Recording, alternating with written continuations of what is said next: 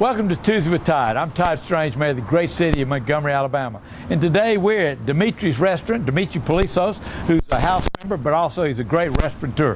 Mr. G's has been in the family for a long time. They have great breakfasts, great lunches, and even wonderful meals.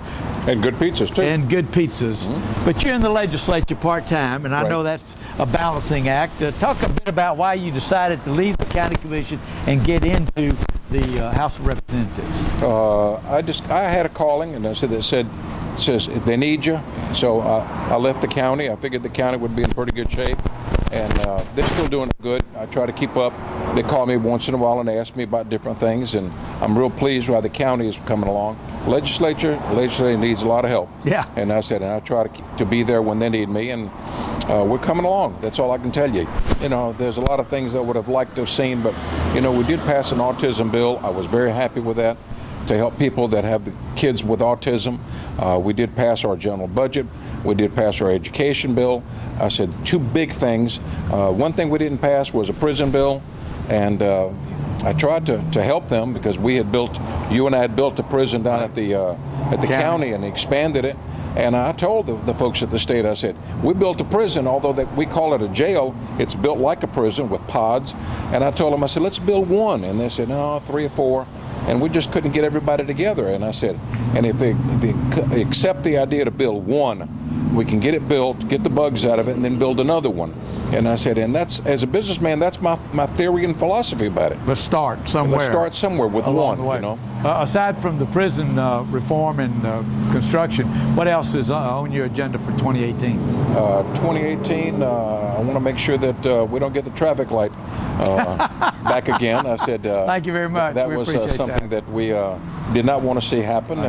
It's a safety issue. We save lives doing that. I've seen people run lights right in front of me, even at traffic lights, you know, and I said, I can't believe people do not pay attention.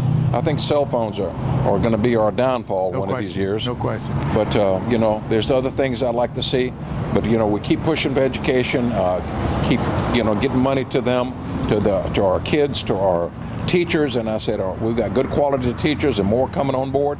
And I think we're going to be in good shape. Got another guest today coming to the event that's being hosted at Mr. G's with Dimitri Polizos, Representative John Knight.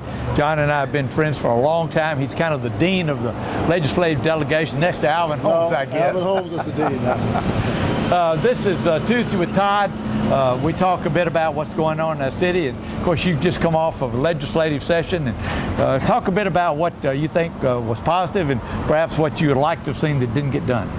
Well, there are a lot of things that's positive. First of all, we passed the education budget, we passed the general fund budget.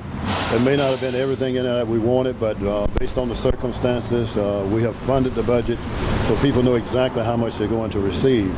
There are a number of issues that we were not able to address. We got a real problem with corrections in this state, so we've got to come back and address that issue at some point. I don't know whether it be in a special session or the regular session. Medicaid is another issue that is on the table. We don't know what's going to happen on the national level.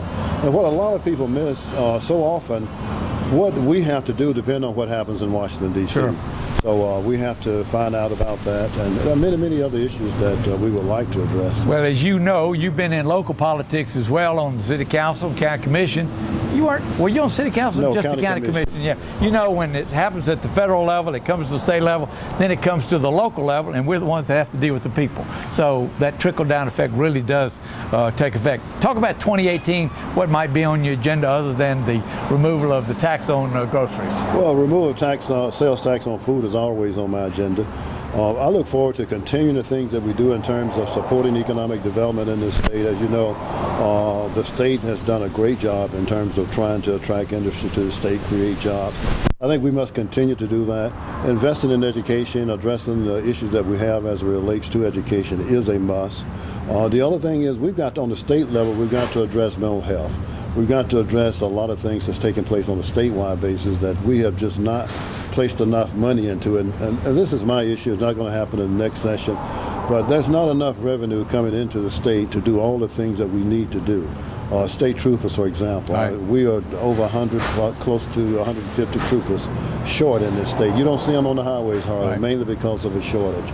So we've got to invest in those things, and people have to understand that it costs money to run government. You know, anytime that we as the city can have more officers or about the same number that they have statewide with the troopers, that's a telling statistic. A lot of things that you've spoken about, the one thing I want to thank you about, the F-35, you know, as a legislature that had to step up and do that tuition assistance. I know it got tangled up in the education budget, but at the end of the day, we were successful, and that changed one of the red marks to a green mark, and the legislature had a great role in doing that along with Governor Ivey. And so we look forward to hearing that we've been successful on Well, that. We look thank forward you. to it. Good. Thanks, John. And I look forward to your career in broadcasting. Thank you. But today we have someone from Greenville with us.